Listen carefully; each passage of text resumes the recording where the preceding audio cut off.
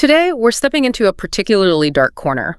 We're looking at what happens when something as, well, mundane as debt collection crashes right into sheer horror. Forget the spreadsheets and legal notices. We have two intense, real stories from people on the front lines of vehicle repossession.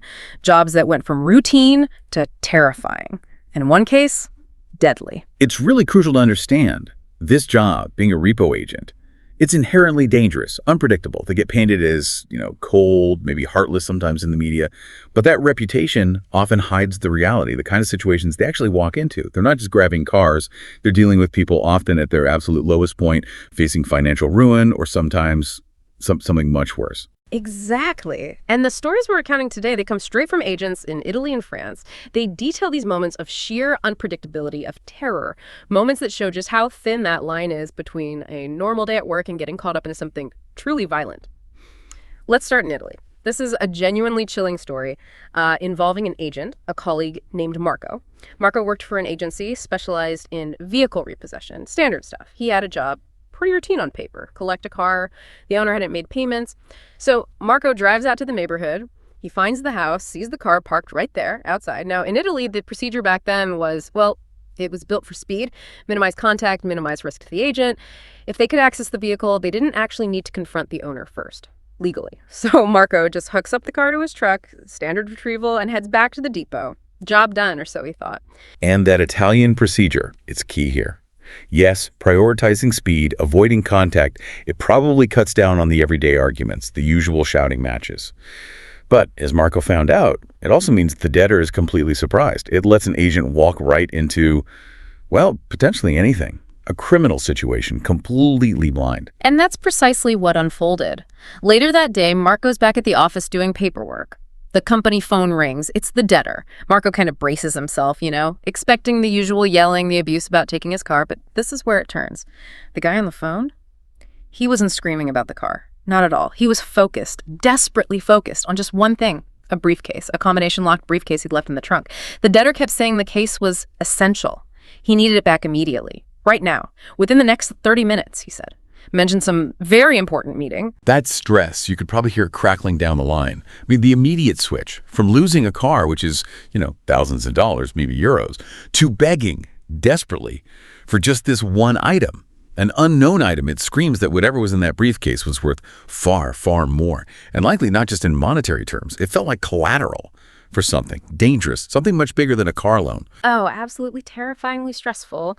Marco said the guy was breathing heavily, ragged breaths over the phone. Marco tried to calm him down, told him the case was secure. Just come down and pick it up. It's right here. Marco was thinking, maybe this guy's a gambler, deep in debt, or some businessman totally embarrassed by the repo. He waited. The debtor insisted, stay there, I'm coming right over. But the 30 minutes ticked by. Then an hour. Marco waited all day. Nothing. The guy, the desperate, stressed out debtor, he was a total no-show. Didn't show up that day. Didn't show up the next, just vanished. Well, after a certain amount of time passes with no contact, standard procedure kicks in again.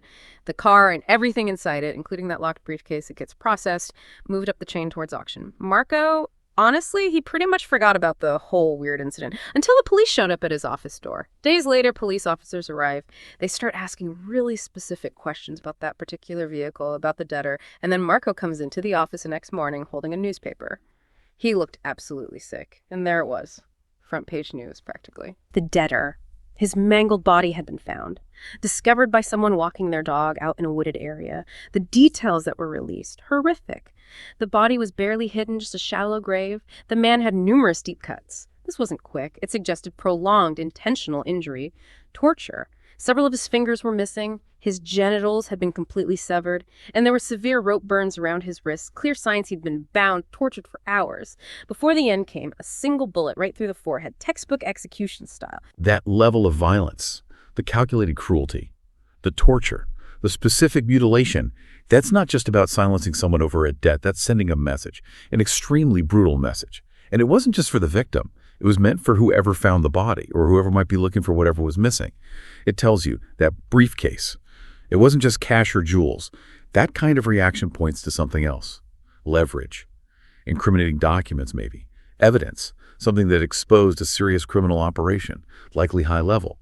And think about it. The police talk to Marco. They know about the car. The briefcase is central, yet its contents never make the news, never mentioned publicly. That suggests a very rapid, very efficient cleanup. Someone powerful got to that case first, made the evidence disappear. They prioritized containing the fallout, protecting the network over solving the murder publicly, it seems. The debt here wasn't financial. It was fatal. It really makes you shiver, doesn't it? Thinking about the darkness just beneath the surface sometimes.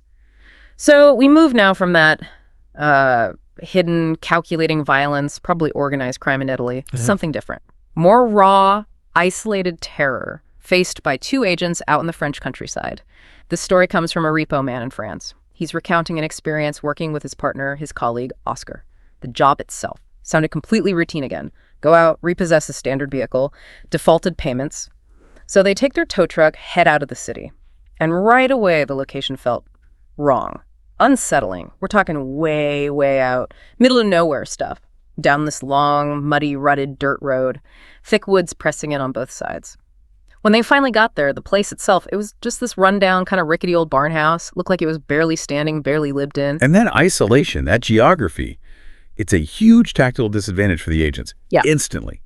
When you're confronting someone potentially volatile in a place where you know police backup is going to take a long, long time to arrive, you got zero leverage and maximum vulnerability. And that vulnerability became obvious immediately.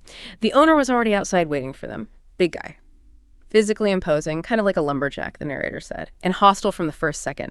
Just starts hurling insults. Then it escalates. He goes off on this long, completely unhinged rant, full of what the narrator called nutty biblical speech about righteousness and damnation. Just wild. But then, the moment that really chilled them to the bone, all the shouting just stopped. Dead silence. His whole demeanor shifted. And in this quiet, low, chilling voice, a voice that just cut right through the stillness of the woods, he delivered the threat. He said, "You take my ride, I'll take your life." And the narrator said, "You hear threats all the time in that job. Thousands of them. Empty threats." But this guy, his tone felt absolutely terrifyingly genuine. Now, they weren't about to just turn tail immediately. The job was the job. But they knew this was dangerous, seriously dangerous. Oscar, he immediately got on the phone, called the police, requested backup, explained the situation. They waited around. The debtor kept up the abuse, pacing, muttering, until finally the guy just spits, "Forget it," turns around, and stomps back inside his shack. For a second, they thought maybe he's given up. Maybe he realized it was pointless. They were dead wrong. Less than a minute passed. The door creaks open again. He steps back out onto the porch. He wasn't empty-handed this time. He was holding a shotgun. A goddamn shotgun. And that's it. That's the line. The absolute line. The second a firearm comes out, this stops being a civil matter about debt collection. It becomes a criminal situation. It becomes about survival. Everything changes in that instant. They didn't even think about the truck. Didn't hesitate. They just turned and sprinted. Ran flat out for the trees, the woods nearby. As they were crashing into the undergrowth, 2 shots. Deafening booms echoing through the woods behind them. They kept running, pushing through branches, trying to put distance between them. But Oscar, he starts to slow down. The adrenaline dump, starts to wear off. He realizes he's been hit, clipped. Luckily, it was superficial, a graze from the shotgun blast.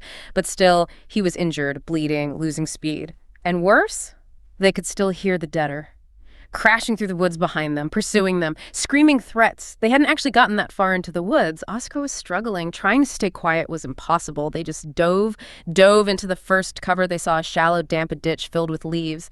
The narrator literally had to clamp his hand over Oscar's mouth to stifle his pained groans. They just lay there, frozen, terrified, listening to the crunch, crunch, crunch of heavy boots on the earth, passing frighteningly close, right near the edge of the ditch. They didn't move. Didn't breathe, practically. Just stayed hidden in that ditch. Felt like forever. Until, finally, they heard it. Faint at first, then louder. Police sirens. Approaching the barn house back down the dirt road. The most welcome sound imaginable. The police eventually went in, found the guy inside his house. Apparently he was acting totally calm, nonchalant, denied everything. But the recently fired shotgun was right there, plain sight. And Oscar's wound, the blood, that was pretty undeniable evidence. The police arrested him on the spot. But here's the part of the story that, well, beyond the terror of the moment, is just infuriating. The legal outcome. The debtor. He was tried. Should have been attempted murder, right? But he got a reduced sentence. Ended up serving just a couple of years. For bodily harm. His defense, they actually argued successfully that he only fired a warning shot. That he was just defending his property against, quote, aggressive repo men. And you see this pattern sometimes. It's devastating for the agents. Courts can sometimes extend a degree of sympathy towards debtors, people facing dire economic straits, which is understandable on one level, but it effectively minimizes the violence directed at the agents doing their job. It almost legitimizes the idea that the agents somehow provoked the attack. It sends a really dangerous signal that firing a weapon at a collector isn't attempted murder, it's just property defense. Yeah. That whole incident, understandably, was the breaking point for the narrator. He stuck with the job for about another year, he said, but then his daughter was born. He just couldn't justify the risk anymore. The potential reward just wasn't worth leaving his family for. He quit. Oscar, though. The narrator called him a crazy son of a bitch. He recovered quickly. Apparently, he kind of embraced the danger. He was still working repo years later. Okay, before we wrap up on that rather bleak assessment of the risks involved, let's share one quick, brief anecdote, just to show that sometimes repossession doesn't end in violence. Sometimes it just takes a bit of cleverness. So another repo man, different situation. He's tasked with grabbing a vehicle from an address known for trouble. People he knew would likely get aggressive, maybe violent. Instead of going in for a direct confrontation, he came up with a plan. He showed up at the house first, not with a tow truck, but with a whole load of cheap liquor. Really inexpensive stuff. He walks up to the door, big smile, tells the debtors they've just won a contest, run by the local liquor store. Free booze. He apparently spent the next hour or so basically encouraging them, convincing them to celebrate their win, get drinking. And he leaves, comes back about 3 hours later, finds them. Well, exactly as you'd expect after consuming a large volume of cheap liquor. He was able to hook up the vehicle and remove it quietly, without any incident whatsoever. The old incognito repo, fueled by cheap Pinot, sometimes distraction works best. But these stories, especially the first two, they really pull back the curtain on a terrifying reality, don't they? That line between a simple financial transaction, a debt owed, and becoming tangled up in extreme crime, in life or death violence, it's incredibly thin for these individuals on the front lines. The stakes involved are often so much higher than just the value of the car or the outstanding loan. They can involve the darkest secrets, the most dangerous liabilities that people carry. Absolutely. And maybe that leaves you, with a final thought to chew on. In a world where we're told possessions are everything, where property is tied up with identity, with status, what price are people really willing to pay? Or maybe what violence are they willing to inflict to keep what they believe is theirs? These accounts, they show that for some, that price isn't measured in money or assets. It's measured in blood, measured in the lives of those who come knocking. We certainly hope these stories kept you gripped, maybe looking over your shoulder just a little. For more dives into real-life terror, true crime analysis, stories from the edge, we really encourage you to like this, share it, and definitely subscribe to our channel, Horror Docs. We'll see you in the dark.